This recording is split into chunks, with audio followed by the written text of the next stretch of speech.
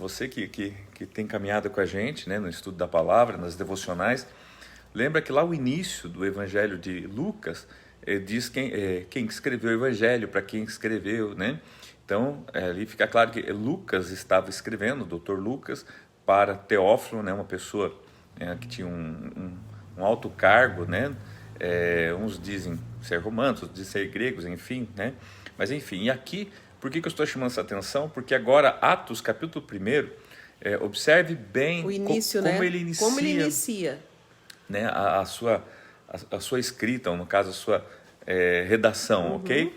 Tá? Dos Atos ainda, agora dos Apóstolos, né? Que muitos até dizem que esse livro, Atos dos Apóstolos, deveria chamar Atos do Espírito Santo, porque na verdade ele é uma sequência de atos de pessoas movidas pelo Espírito Santo. Vamos lá então? Então vamos lá, pastor.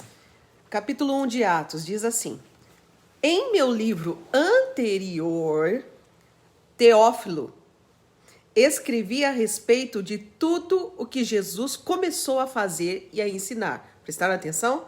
Em meu livro anterior, falando para Teófilo, né? Escrevi a respeito de tudo que Jesus começou a fazer e a ensinar. Até o dia em que foi elevado aos céus, depois de ter dado instruções por meio do Espírito Santo aos apóstolos que havia escolhido. Depois do seu sofrimento, Jesus apresentou-se a eles e deu-lhes muitas provas indiscutíveis de que estava vivo. Apareceu-lhes por um período de 40 dias, falando-lhes acerca do reino de Deus. Certa ocasião, enquanto comia com eles, deu-lhes esta ordem: Não saiam de Jerusalém, mas esperem pela promessa de meu Pai, da qual falei a vocês. Pois João batizou com água, mas dentro de poucos dias vocês serão batizados com o Espírito Santo. Então os que estavam reunidos lhe perguntaram: Senhor, é neste tempo que vais restaurar o reino a Israel? Ele lhes respondeu: Não compete a vocês saber os tempos ou as datas que o Pai estabeleceu pela sua própria autoridade, mas receberão poder quando o Espírito Santo descer sobre vocês, e serão minhas testemunhas em Jerusalém, em toda a Judéia e Samaria e até os confins da terra. Tendo dito isso, foi elevado às alturas, enquanto eles olhavam, e uma nuvem o encobriu da vista deles. E eles ficaram com os olhos fixos no céu, enquanto ele subia. De repente, surgiram diante dele 2 homens vestidos de branco, que lhes disseram: Galileus, por que vocês estão olhando para o céu? Este mesmo Jesus que dentre vocês foi elevado aos céus, voltará da mesma forma como o viram subir. Tremendo, né, gente? É gostoso.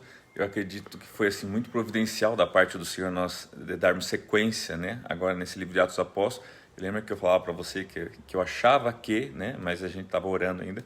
E hoje eu entendo que o Espírito Santo está nos dirigindo, né? Tivemos lá Gênesis, né? Que fala sobre a origem, sobre a criação. Daí um evangelho que, de certa forma, traz resumidamente toda a história de Jesus, né? Contada, né? Não da ótica só de um judeu, mas da ótica agora de um grego, de um doutor, alguém com ciência, alguém, né, rico de detalhes. E agora então ele continua escrevendo o Atos dos Apóstolos, um livro tão importante para nós. Então é interessante, a pastora já mencionou isso, fala do livro anterior, fala da pessoa que está sendo escrita, a Teófilo novamente, fala a respeito do que ele escreveu, né? Ele fala assim, tudo que Jesus começou a fazer e ensinar, então é os atos de Jesus e o que Jesus ensinou, tá? Até o dia em que ele foi elevado ao céu, ou seja, quando ele sobe, né? Então ele fala assim, até esse momento eu detalhei, eu resumi, né? Depois de ter dado instruções por meio do Espírito Santo, aqui ele está fazendo então menção àquele Lucas 24, 49, né? Ficar em Jerusalém até que do alto seja revestido de poder.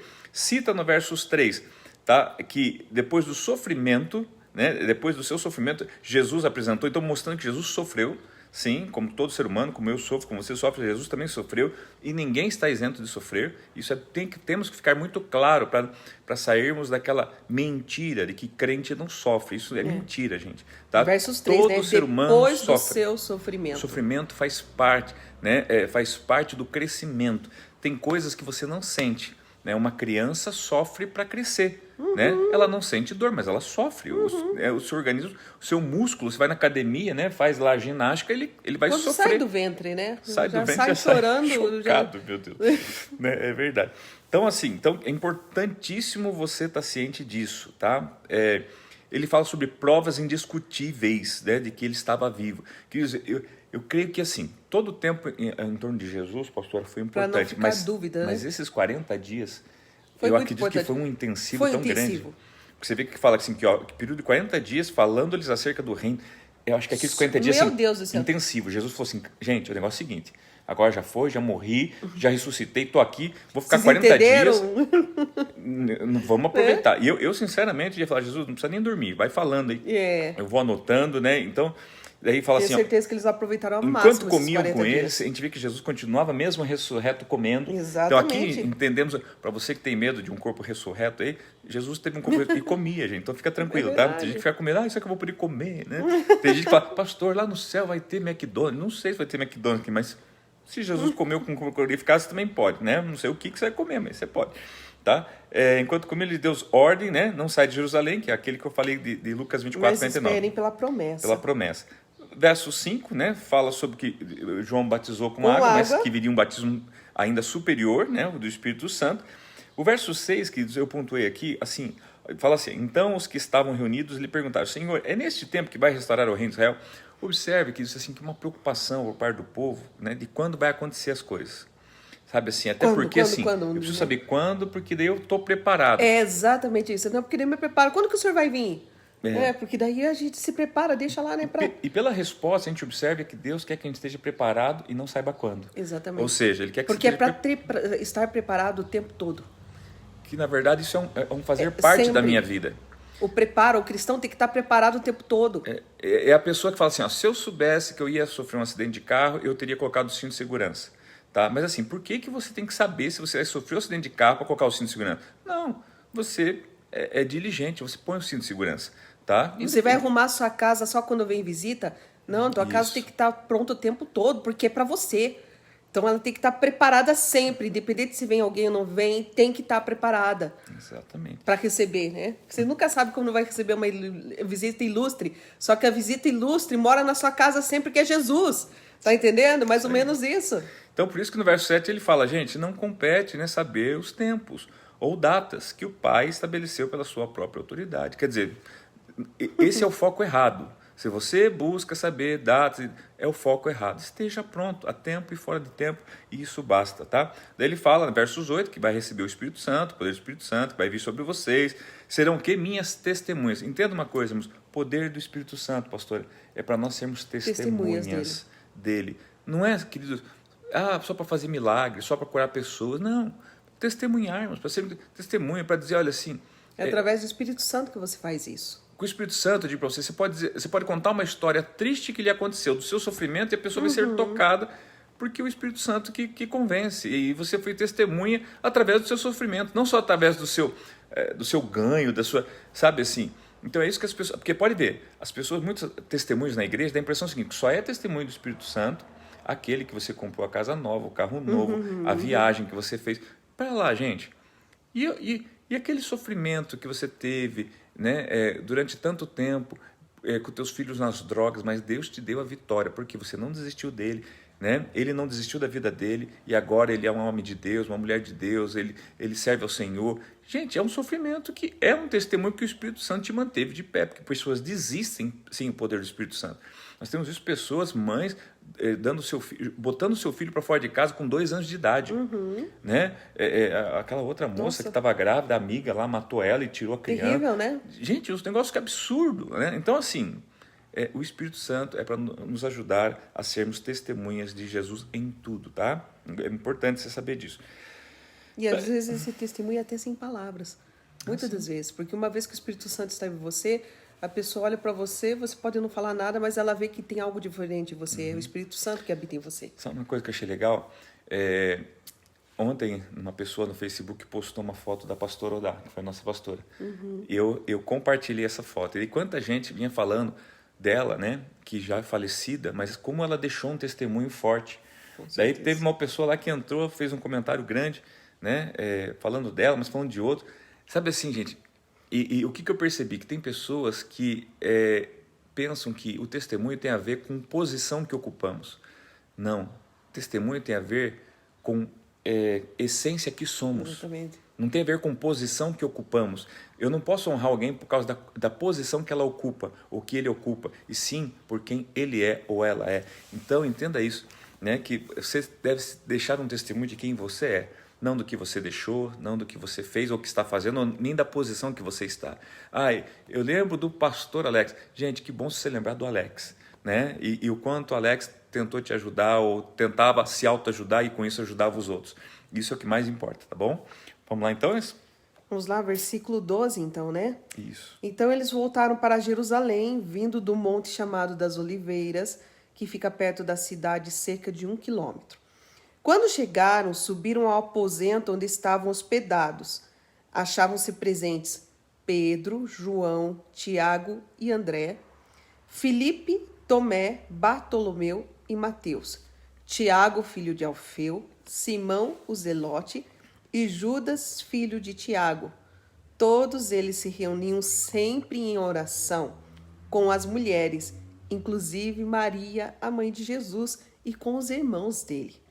Naqueles dias, Pedro levantou-se entre os irmãos um grupo de cerca de 120 pessoas e disse: Irmãos, era necessário que se cumprisse a escritura que o Espírito Santo predisse por boca de Davi a respeito de Judas, que serviu de guia aos que prenderam Jesus. Ele foi contado como um dos nossos e teve participação neste ministério. Com a recompensa que recebeu pelo seu pecado, Judas comprou um campo. Ali caiu de cabeça. Seu corpo partiu-se ao meio e as suas vísceras se derramaram. Todos em Jerusalém ficaram sabendo disso, de modo que na língua deles esse campo passou a chamar-se Aceldama, isto é, campo de sangue. Por quê? Prosseguiu Pedro. Está escrito no livro de Salmos: fique deserto seu lugar e não haja ninguém que nele habite, e ainda que outro ocupe o seu lugar. Portanto, é necessário que escolhamos um dos homens que estiveram conosco durante todo o tempo que o Senhor Jesus viveu entre nós, desde o batismo de João até o dia em que Jesus foi elevado dentre nós às alturas. É preciso que um deles seja conosco testemunha da sua ressurreição. Então indicaram 2 nomes, José, chamado Barsabás, também conhecido como Justo, e Matias. Depois oraram: Senhor, tu conheces o coração de todos. Mostra-nos qual destes 2 tens escolhido para assumir esse ministério apostólico que Judas abandonou, indo para o lugar que lhe era devido. Então tiraram sortes e a sorte caiu sobre Matias. Assim ele foi acrescentado aos 11 apóstolos.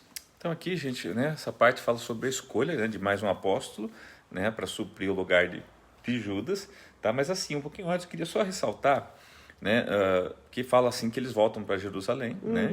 Eles estão no Monte das Oliveiras. Menciona que estão lembrando que eles estão na casa daquele homem, né, que gentilmente se deu. Jesus tinha indicado qual era o lugar onde eles iam estar, né? Isso.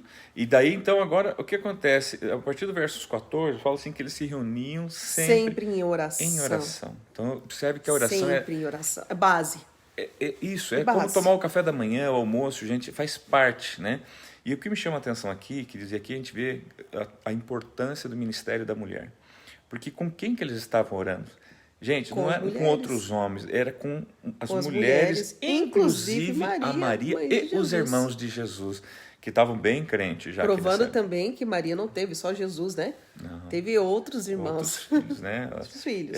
Olha só, né? Então, e naquele dia Pedro então se levanta entre eles, né? Ela fala assim, um grupo de 120 pessoas, tá? Que estavam orando e buscando justamente ali o Espírito Santo, que a gente vai ver no capítulo seguinte. Imagine 120 pessoas orando ali, que fervo. Meu Deus, nem fale, né? E com o coração contrito, imagina, na expectativa, na esperança. Já tinha tudo aquilo acontecido, Jesus ressuscitado, imagine como eles estavam com o coração ardendo, né? Isso. Pedro relata a história de Judas, fala que o que aconteceu com Judas. Primeiro, reforça que Judas foi um deles, né? Eu acho assim que interessante, porque ele fala assim que e disse, irmãos, era necessário que se cumprisse a Escritura, que o Espírito Santo predisse pela boca de Davi a respeito de Judas, que serviu de guia para os prenderem Jesus, ou seja, que um iria negar, uma pessoa iria... Mas o 17 é mais importante ainda, né? Porque ele fala, ele foi Contado contado. como um dos nossos e teve participação nesse ministério. Olha só. Teve participação. Por isso que eu falo, não é a posição que a pessoa ocupa, mas o que a pessoa é. Gente, ele errou. Ele traiu. Mas foi um dos discípulos. E aqui eu deixo uma pergunta para você, né? Porque ele fala assim, Judas foi para o inferno, né? Foi salvo? Ninguém sabe. Eu só sei de uma coisa, queridos, né? Eu só sei que quando ele se matou, tá? Ele se matou antes de Jesus morrer na cruz. Ele se matou antes, não foi depois. Olha só, gente, preste bem atenção nisso que o pastor Alex vai falar. Tá? Ele não morreu depois, ele morreu antes. Eu também creio nisso que ele vai falar aqui. Então, que significa que ele foi para o mesmo lugar que todo mundo ia, que morria. E a Bíblia chama isso de seio de Abraão, dividido por um abismo, um lugar onde, em tese, quem estava perdido ou não justificado, e outro lugar justificado. Jesus também morreu e foi para o mesmo lugar, seio de Abraão. A Bíblia fala assim, que desceu à mansão dos mortos, sim, só que lá pregou os espíritos cativos em prisão. Lembra disso? Está escrito. Tá. E aqui, queridos, eu acredito o seguinte, que Jesus chegou com as boas novas lá. Eu creio sim que Jesus, né? Tem gente que fala assim, ele chegou lá para pegar os salvos. Quem que era salvo? Não tinha ninguém salvo, gente. A Bíblia fala assim que uns eram justificados, né, pelo cumprimento da lei que ninguém cumpriu. Então ninguém era salvo, desculpa, mas ninguém era, né? Então, queridos, para você parar e pensar, mas eu acho que você pode ter uma surpresa, chegando no céu, de repente você encontrar Judas lá, né, do lado de Jesus, como um dos apóstolos, né? E o cara que errou sim, que pecou assim como Pedro, como eu, como você, mas que Jesus perdoou, né? Isso não estou dizendo agora que Jesus vai perdoar, não. Por isso que eu ressaltei antes de Jesus morrer, porque depois que Jesus morreu, né? Então agora daí as almas não vão mais para aquele lugar que morre depois de Jesus. Agora, aí sim, já entra uma outra estudo, você pode procurar isso no meu canal do YouTube lá, que fala o destino dos mortos, você vai entender bem isso que eu estou falando. Quem morre antes do evento de Jesus e depois, tá? Mas vamos lá então, gente. E daí ele prossegue, né, dizendo que a importância da eleição de mais uma pessoa, que na verdade Deus não pediu para ele, né? Pedro já estava querendo demonstrar que uma certa liderança, até um conhecimento da palavra, porque ele fala, na lei está escrito, né, que devemos substituir, enfim, tá? E agora então eles escolhem entre duas pessoas, né? Eles tinham lá José, né? O requisito, né, que tivesse sido alguém testemunha da ressurreição. Que caminhou com eles. Caminhou com eles. E eles jogam sorte, porque era uma maneira de se buscar, né, conhecer a vontade de Deus naquela época.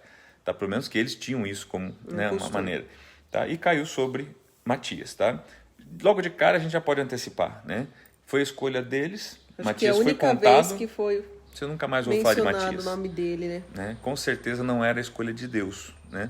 Porque logo em seguida você vai ver a escolha de Deus, que foi Paulo. Exatamente, porque os teólogos entendem, né? E os estudiosos, nós também entendemos que Paulo era para ocupar esse lugar, ainda que não foi aquela testemunha, né?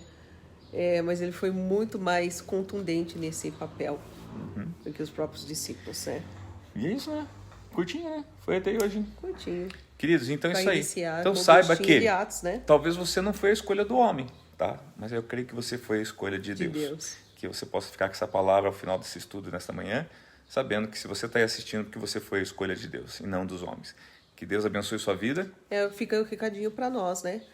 Perseverar sempre em oração, como os discípulos, estar o tempo todo em oração.